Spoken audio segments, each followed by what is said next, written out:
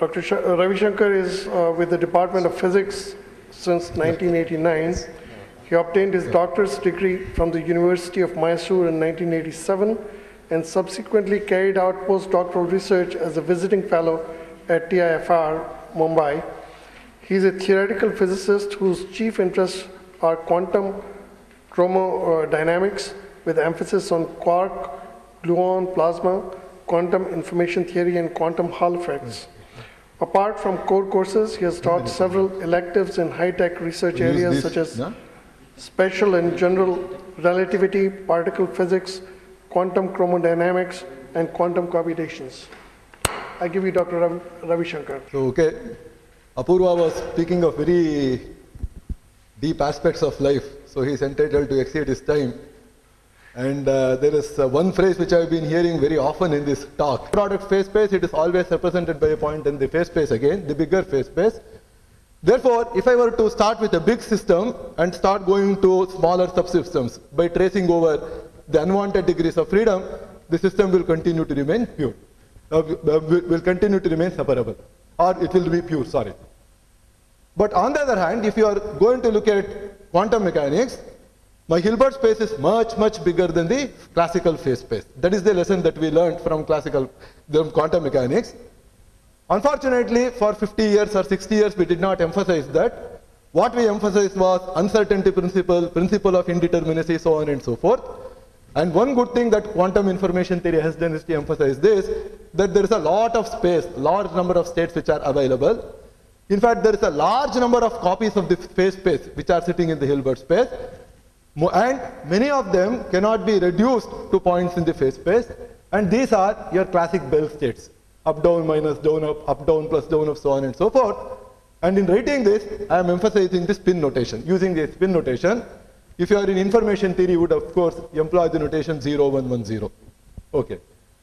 Of course, these Bell states are not just 4 in number. There is a local transformation you can perform on any one of them, SU2 cross SU2. Okay. There is a large set of them given by a continuous family. So now what we want to do is to quantify entanglement. These are what are called as the completely entangled states. Because if I say that I am not interested in the spin of one of the electrons or one of the qubits, let us say, I simultaneously lose my information about the other spin also, it becomes a uniform distribution. So the corresponding classical statement is that if I sum over the information contained in one of the spins here, and if I looked at the distribution, that would be a uniform distribution on the sphere, because classically a spin is nothing but a vector of a fixed length and it can move anywhere on the sphere. So how do we quantify the partial entanglement? The partial entanglement is very easily quantified by simply asking how much it is separable and how much it is not separable. So let us not get into that. What we shall now do is to look at a bigger class of states, namely my system is not pure, but actually it is sitting in a mixed state. So in a mixed state, what I have is not a coherent superposition of pure states, but I have an incoherent superposition of pure states. In fact, an extraordinarily important class of incoherent superposition of superposition of states was shown by Anil Kumar. He produced what are called as the pseudo-pure states. In fact, I will have to say something about that at a later time. Okay. Now when I am looking at the incoherent superposition of pure states, part of it is classical. The weights that I associate with these states, they are probabilistic rules. But within each state, there are lots of quantum correlations. Therefore, if I am going to look at a mixed state, there is some kind of a mix-up, an entanglement of classical information and quantum information. Now, the question is, how much of the information is classical, how much of the information is quantum mechanical, and how do I separate them? Question that we have. In other words, how do I disentangle, how do I separate the classical correlation from the genuine quantum mechanical correlation?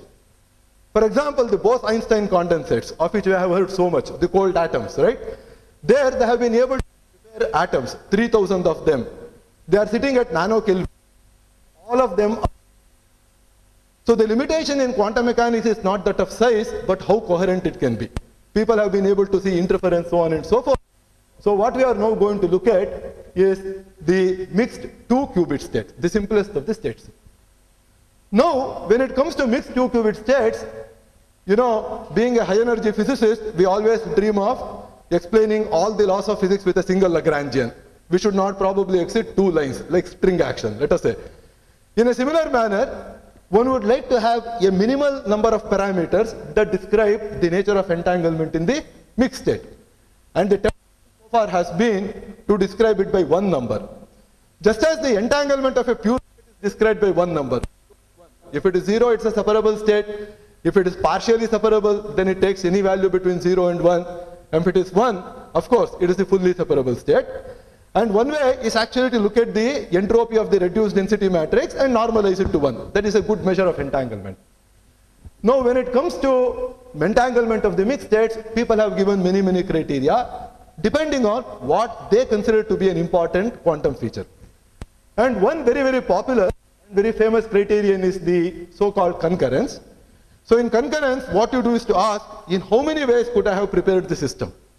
Now, if I could prepare the system by incoherent superposition of classical states, separable states, I say that there is no entanglement. That is a nice criterion. This is called the entanglement of formation. However, at this point, I would like to comment that although the idea is very interesting, in quantum mechanics, we cannot ask the question how a system was prepared. For example, let me look at unpolarized light, which we are all familiar with. Well, Professor Anil Kumar will give me an unpolarized light beam. I cannot go and assert whether he prepared it by superposing two equal admixture of circularly polarized light, or elliptic polarized light, or plane polarized light. That information is gone. However, if you imagine this in terms of the cost, how much effort is it required to prepare a state, this is quite a useful notion. This notion is not completely operational because we don't know how to find it out, how to measure that. But for two spin-half systems and a spin-half spin-one system, there's a criterion. Okay, what you do is to take this what is called as rho transpose by operating them through sigma matrices, and then you calculate this quantity R, and then you measure, give this measure. So what you do is to try to characterize the entanglement contained in a mixed state through this C. This is what is called as the concurrence. Now, an equally interesting measure is what is called as the negativity, which was introduced by Werner. Here you ask, how did I prepare the system again? So what I do to prepare the system is, take a state belonging to this system, take a state belonging to this system, put them together. Then take another state belonging to this system, another state belonging to this system, put them together. Associate classical weights. Now, if my state can be written in that particular form, could have been constructed in that particular form, I will again say, look here, separable states are classical. I have incoherent superpositions of such separable states with positive weights. Again, say that there is no entanglement contained in it. This definition is again, unfortunately, not completely operational. Because of great efforts of Perez and Horodeczki, we have a criterion called negativity. What you do is to write the density operator in a separable basis, do a partial transpose, and look at eigenvalues. If the eigenvalues, if at least one of the eigenvalues is negative, then that is an indication of the entanglement. So the point that I am trying to emphasize is that the notion of entanglement is not unique. It is not straightforward. All definitions of entanglement of a pure state are equivalent to each other. They are all relative monotones. All that I do is to do a little bit of dilatation, I twist it here, twist it there. But there is a nice one-to-one onto mapping. They are relative monotones, but these are not. So probably we should ask which one of them is robust, which one of them is better, or is it possible that these two are merely benchmarks, and what we need is a slightly more comprehensive discussion, more comprehensive description of what the entanglement is. And that is the attempt which Shantanu and I did, and I would like to sort of present that result. And before I go ahead, probably it is nice to look at these figures where we have plotted concurrence against negativity, and you see that there is quite a good spread. There are some results which are known. For example, concurrence is always an upper bound on negativity, but that doesn't mitigate matters very much because there are states with zero negativity and non-zero concurrence, and now depending on your taste or prejudice or whatever, you will say the system is entangled or the system is not entangled. So perhaps we should go beyond these kind of benchmarks. Of course, these benchmarks are all quite useful, okay? We would like to understand these benchmarks in terms of a more general discussion, and let us see how we can do that. Now there is yet another motivation which I got actually from his talk in Kanpur Symposium, Anil Kumar's talk, and that is, irrespective of what we theorists say, physicists say, what is entangled and what is not entangled, experimentalists have gone ahead and built NMR quantum computers. They are jolly well doing quantum computation. They were able to create gates, and yesterday we learned they are able to even play games, quantum games. Now you see, when I say that I am able to do gate operations, so I am going to use a Hadamard operator, I am going to build a Trifoli gate, I cannot imagine doing any such thing with a classical system. That is quite impossible. Is that okay? So the question is not which of them is a better definition. Actually, the question is, how do we actually unravel the entanglement content which is contained in these pseudo-pure states?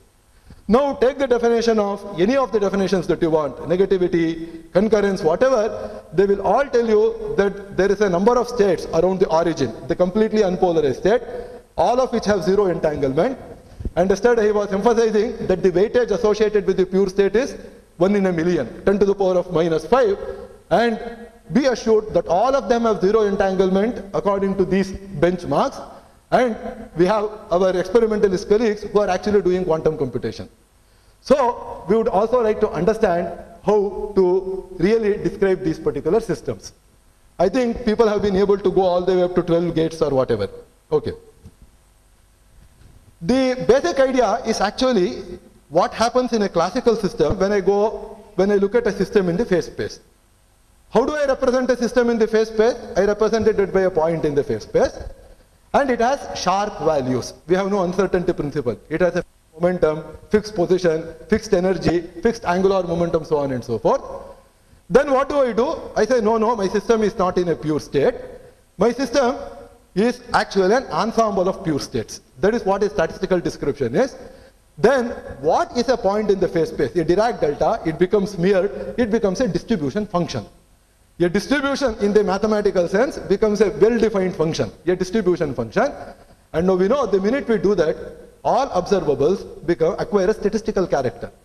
I cannot ask questions like, give me the momentum of a gas at a temperature 200 Kelvin. I cannot ask what is the energy. I can give you mean energy, I can give you RMS, I can give you fluctuations and so forth. In a similar manner, as this cartoon shows, if I imagine that there is a mixed state, I should remember that what it is representing is not a single quantum state, but an ensemble of quantum states. That is, in fact, indeed, the philosophy behind NMR computation, the bulk computation or the ensemble computation. Now, whenever I am looking at the ensemble, there are any number of microstates. Of course, if all the microsystems are in the same microstate, you have simply taken a direct product of that many states. You can imagine that to be the pure state. Otherwise, you have a distribution of that particular kind. Therefore, it is very difficult to motivate ourselves to say that entanglement should be described by distribution. Why am I looking for a value? I should actually ask how the entanglement is distributed. So, just as we go from a Dirac delta distribution to a good distribution function, we would like to do the same thing even in the case of entanglement. Of course, we have to use a certain number of criteria in order to meaningfully define that. So let us see how to go about doing that. So yesterday when KRP was showing me his book, he introduced a very interesting notation. Rho was called elementary quantum resource, is that right? The density operator, and the pi's were called events. So I was pretty happy to see that, because what we are going to do is to write my density matrix in a very peculiar fashion, but I'll tell you why it is being done. So I have my density operator. It is a 4x4 density operator for all our purposes, all practical purposes. It is characterized by 4 eigenvalues, non-negative eigenvalues. They will all add to 1, and there are 4 eigenstates given by psi I. This is the Hermitian operator. Now it has a natural resolution, lambda I, psi I, psi I. But what I want to do is to write it as a hierarchical sum. So what is the hierarchical sum that I want to write? So first of all, what I will do is arrange the eigenvalues in the non-increasing order. Lambda 1, sorry, that has got missed out here, greater than, oh, it is written there, non-increasing order. So I look at the difference and I write it as a one-dimensional projection. So that one-dimensional projection, if you want, is the eigenstate belonging to lambda 1. Then I look at the difference between the second and the third eigenvalue. I write it as a two-dimensional projection. That two-dimensional projection is nothing but the sum of the eigenstates, incoherent sum of psi 1 and psi 2, belonging to lambda 1, lambda 2, so on and so forth. And this is a trivial identity. Is that part okay? Because whether you write it as lambda I, psi I, or you write this, it's a trivial identity. And we can see that there is a hierarchic information content about the purity of the system, if you feel like. So if I were to write a vector, lambda 1 minus lambda 2, lambda 2 minus lambda 3, lambda 3 minus lambda 4, and lambda 4, the first non-zero entry will give me the minimum dimension of the space in which the subspace of the Hilbert space in which the system is sitting. And in fact, the norm of that vector is a very simple measure of the purity of the state. That is what we want to do. The last projection, pi 4, is a universal projection because there is the full Hilbert space. Okay? So that is common to all the systems. Therefore, what we have is a hierarchy. Therefore, what we want to do is stated in a very simple way. I would like to associate entanglement not only with pi 1, that is the pure state. What is the entanglement distribution in the two-dimensional space, three-dimensional space, and the four-dimensional space? Suitably weight them, add them up, and I want to create a nice entanglement distribution of the states in the whole Hilbert space. Now, this is a sort of climb down because when people are giving me pretty numbers, I am trying to create a distribution, but as we shall see, it is not that particularly bad. Each of them comes with very beautiful morphological or topological features, not topological in the sense of mathematics, but in the sense like yesterday engineers were telling us, where points where there is a intersection, etc., discontinuity, singularity, etc. And when I take this sum, we will see that that memory is not obliterated. That state can almost be reconstructed. So in the next few of the slides, what I will try to do is to describe the procedure. The procedure is very simple. So let me imagine that my density operator was a projection operator. What is the meaning of the statement that the density operator is a projection? Let us say two-dimensional projection. That means all the states in the two-dimensional projection have the same probability. Because if I calculate the expectation value of that psi in that row, I will get 1. Because rho by definition is nothing but realizing that particular projection. So if I were to use a simple statistical language, let me find out the probability density for an entanglement for any given state in that particular subspace. That is a question that I will ask. Well, all that I need to know is the Haar measure for the states as I span over that set. Then I have the delta function and then I integrate over that. That will give me a measure. I divide it by the volume of the space which is given by the Haar measure, and that will give me a probability density. As simple as that. So this is a prescription which we want to implement for all the dimensions. Is that okay? 1 dimension, 2 dimension, 3 dimensions, and 4 dimensions. This is a perfectly operational procedure. You don't have 2 qubits, you have 2 qubits, 2 spin 3 by 2, or you have 2 spin 1, or for that matter a spin 1 and a spin 10, you can exactly use this. Only a resolution in terms of the projections will change, my original density matrix, and we would like to see what the distribution is. Once we have given this distribution, we have not implemented the most general bipartite state. We have concentrated only on the 2-qubit mixed state because all known quantum computers, whether they are based on quantum dots or NMR or superconducting bits or even quantum Hall systems, they employ spin half or pseudo half states or optical. So that is what we would like to characterize. So what we shall do is to start with the simplest case, pi 1, one-dimensional projection operator. So this is nothing but the delta function with a weight given by 1. All the other states have 0 probability. Okay. Now, I come to the 2-dimensional case. Actually, I should have discussed maybe the 4-dimensional case because that is the other simplest case. It's a universal case, but anyway. 2-dimensional case is actually the most interesting and the richest. It was quite complicated for us to analyze that. So I have a linear superposition of 2 possible states which span the complete state. So the Haar measure is simply given by SU2. That is what we have. The space is essentially SU2. So what we want to do is to analyze the nature of the probability distribution.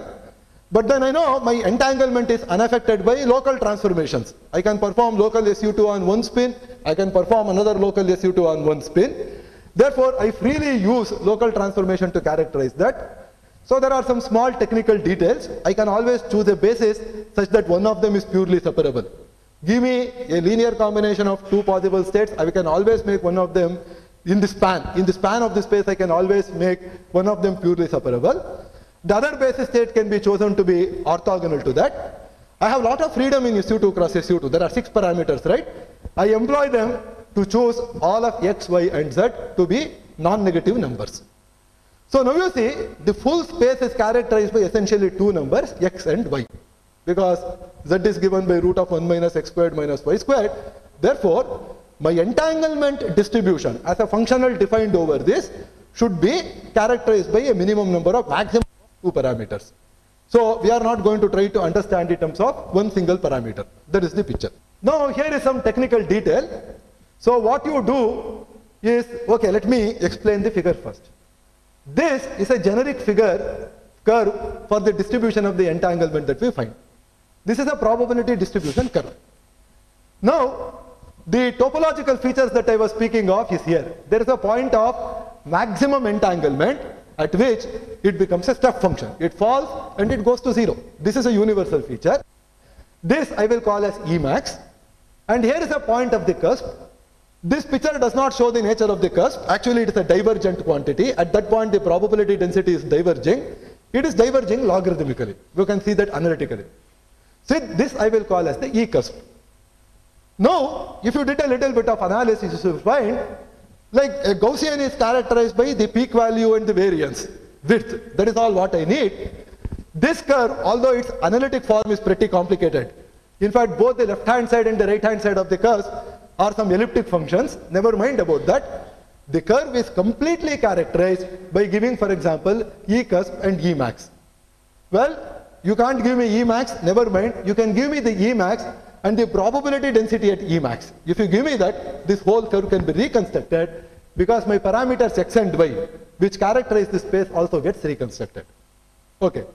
So now we see that therefore the complete information on a two-dimensional entanglement is contained in two parameters. These, let us say E max and probability of E max, or E cusp and E max. So at this point, it is good to take a digression and ask ourselves, what is concurrence for these objects?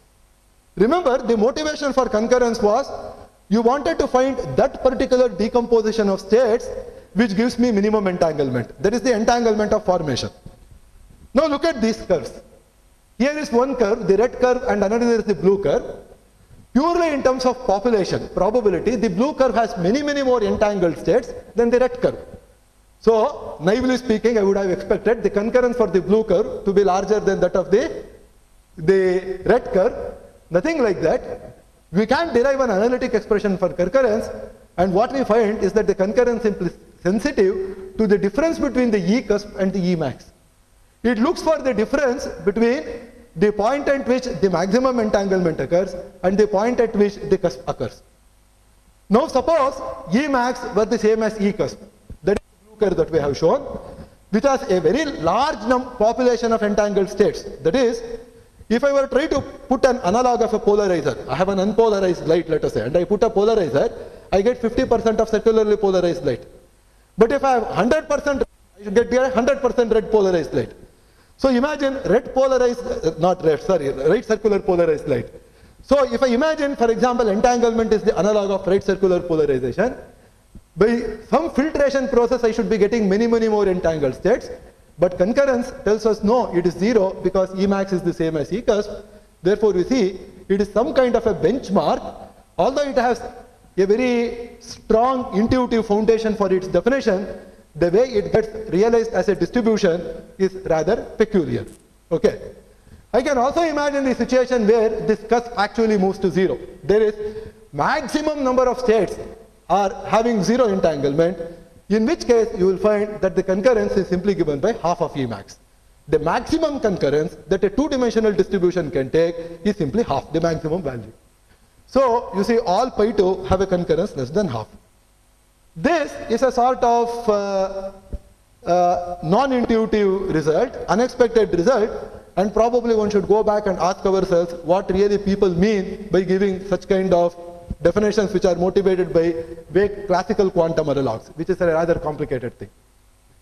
These curves are also characterized by certain scaling results. These are of technical interest, so let me not get into that. So let me proceed to the three-dimensional subspace. Now in a three-dimensional subspace, I have a projection operator. So I would like to repeat, except that now my space over which I have to average, the group operation is by SU3. So I need a Haar measure for SU3. Luckily, people have constructed Haar measures for SU3, SU4 in terms of Euler angle resolution like things.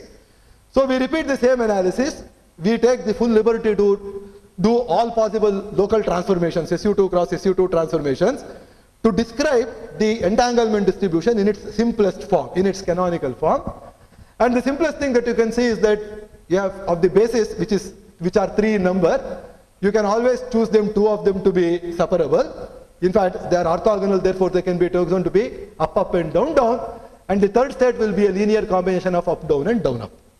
So once we employ this particular basis, we will ask what is the entanglement. Now, it is a good question to ask, to pause ourselves and ask, how many parameters will the entanglement of a three-dimensional distribution be characterized by? Mind you, I want to give a locally invariant description, but then all three-dimensional spaces are characterized equivalent to what? Equivalently characterized by its dual, the vector which is orthogonal to that. In a 4-dimensional subspace, either you give me the 3-dimensional subspace or the 1-dimensional space which is orthogonal to that. And the only locally invariant information that is contained in the 1-dimensional subspace, that is a pure state, is its entanglement. Entanglement is invariant under local operations. Therefore, the probability of the entanglement is characterized by exactly one parameter. And what is that? That is the entanglement of the orthogonal state. So that is what we have written at this particular point. So what we would like to see is how the distribution behaves as a function of the E perpendicular. That is what we have plotted. Again, remarkably, the curves may be very complicated. It is not too complicated. All the distribution function can be collapsed into this particular form. E perpendicular is larger of E and E perpendicular because I am plotting it of E and this is the probability. There is a very beautiful topological property that the derivative is discontinuous at E equal to E perpendicular.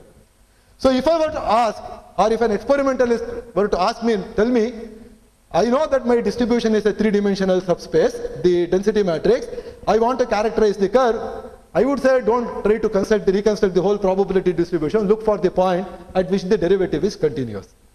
So you give me E perpendicular, I know the state uniquely, the perpendicular state up to SU2 cross SU2 transformation, that determines the three-dimensional subspace, and therefore that determines the three-dimensional probability distribution, and that has this universal behavior. So it is quite remarkable that my entanglement is showing up as points of singularities and discontinuity. One-dimensional projection, unbelievably singular, delta function. Two-dimensional projection, there is a step function, and there is a cusp where the probability density is blowing up. Three-dimensional distribution, the functions are continuous, but they are not as smooth as we would like them to be, because the derivative is discontinuous. The derivative is a step function. So these are the markers, or the morphological features that I was speaking of. So you keep counting them. There will be a finite number, not too large a number, and that will characterize the complete entanglement property of the two-dimensional mixed state. Okay, I have to keep up my promise. I am looking at my watch. The entire Hilbert space, if I look, which is the universal background, like the noise that we have, what you get is this curve, which was generated by numerically. There are many other people who have actually asked what is the probability for a state to be entangled. There are many equivalent, not entirely equivalent distributions. Now here you see this is a perfectly smooth curve, which is going all the way from 0 to 1. No discontinuity, no singularity, nothing. Is that okay? So smoothness is uninteresting and unimportant in quantum entanglement, at least as quantum information theory as far as we see. So far we have been able to describe individual projections. Now I have to go back and ask what is the entanglement content in the full density matrix, for the full density matrix, and that is where I employ this resolution. I had already given that. So what we do is to rescale slightly. I will divide all the classical weights by the largest eigenvalue, and I will write my probability distribution for a given entanglement is the probability distribution for that particular subspace weighted by this factor, the non-negative vector, and then you have, of course, the last one, the lambda 4. Now, we can see that we are actually superposing states of different types of discontinuity or singularity, and these are continuous parameters, therefore that information will not be lost. So even in the superposition, I will be able to sort of reconstruct, recover the information coming from the states, and this is a typical curve, like the kind of snowman or whatever the children make with snow. So this is the information coming from the one-dimensional distribution, and here you can see this is coming from the three-dimensional part, the E perpendicular. Here is your cusp, and here is the point at which my two-dimensional distribution dropped to 0, E max. So I can subtract the background, and then I can look at the two-dimensional distribution. One can essentially reconstruct the probabilities. Okay, the individual curves. Now let me pause for a minute and ask, how many parameters do I have? So I have 3 eigenvalues. The 4th eigenvalue is not independent because trace rho equal to 1. So that is 3 in number. The entanglement of a pure state is 1, that is 4. Two-dimensional distribution has 2 parameters, that is 6. Three-dimensional distribution has 1 parameter, 7. So what we are saying is that a proper description of the entanglement property of a 2-qubit mixed state is in terms of 7 parameters and not in terms of just one single number. Now, in order to illustrate that, what I will do is to look at a 3-dimensional curve. Okay. Yeah. Now, if you look at 3-dimensional distribution functions, let me look at this 3-dimensional distribution function. This E perpendicular can lie anywhere. Suppose E perpendicular equal to 1, I would get a straight line for the distribution. If E perpendicular were equal to 0, that would be some kind of a logarithmic, that Cauchy inverse function. And it is a mathematical theorem that the concurrence for any 3-dimensional subspace projection is identically equal to 0. So benchmarks like concurrence and negativity are unable to distinguish the rich difference in these particular states. Okay? They are just unable, but we see that our description is actually characterizing it properly by this E perpendicular.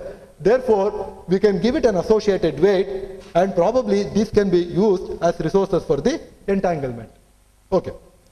Now I come to the most important physical example that we are deeply interested in.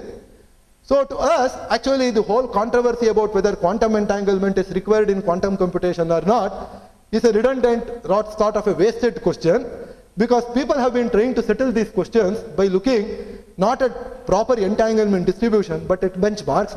And you know, benchmarks sometimes succeed and benchmarks sometimes fail. But in our description, we have no problem because we have a universal background, that is the 4-dimensional space. And what do people do in NMR quantum computation? They apply unitary operators.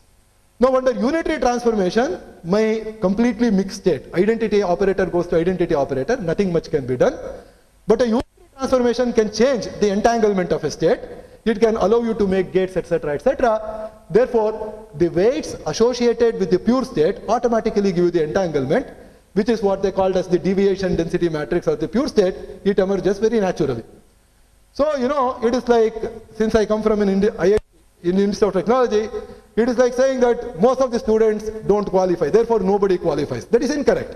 We are actually looking at the tail of the distribution when we want to admit 2,000 or 3,000 students out of 3,000 students. This is exactly what NMR does. Most of them are unpolarized, but it looks for the cream, which is actually having a polarization. And we should be able to recover such a description, and that comes without any extra cost. Without any extra effort, the definition is inbuilt into it because they have naturally non-zero entanglement. Whereas if you look at the artifacts like zero concurrence for these particular states, that is because they are using, at least in our opinion, incorrect benchmarks. Okay. Now comes the final question. I have been keep on saying that concurrence cannot distinguish between this state and the state, although they have different entanglement distributions. What is it that can we say from this kind of a construction? Please notice, ours is completely constructive, completely operational, and of course we have demonstrated it only for the 2-qubit state, but I believe it is a matter of detail for the other situations. So how do we reconstruct the state? Can I reconstruct the state? The answer to that is, if your density operator is a projection, of course the state gets reconstructed. There is no question about that at all, because we are characterizing in terms of locally invariant parameters. However, when I have incoherent superpositions of parameters, I am allowed to do independent SU2 transformations in each of the subspaces.